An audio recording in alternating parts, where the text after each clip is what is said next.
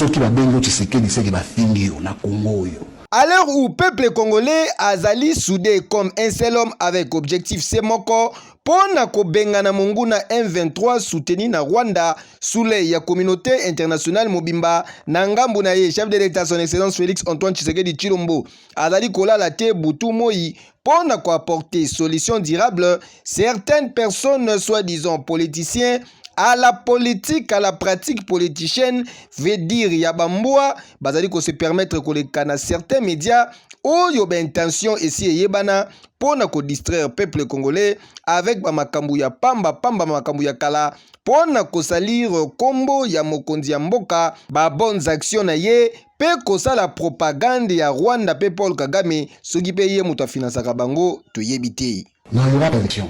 Il n'organisera pas d'élection parce qu'il va perdre. Donc, il va perdre. Retenir ba propos ya boye pourquoi alors que train ya ba élection est déjà en marche pe date ya maponami ici yebana kala. La date est bien notée maintenant. Le 20 décembre 2023, ça sera le jour de l'organisation des scrutins directs du président de la République, des députés nationaux, des députés provinciaux et des conseillers communaux. Tala, nyonso oyo ezali ko benga peuple congolais na vigilance ya kosakana te esika nyonso zwami po monguna azali kokotela biso na ba forme nyonso. Notez bien que na unité nde tokolonga monguna pe ba stratégie na ye nyonso. Et anini?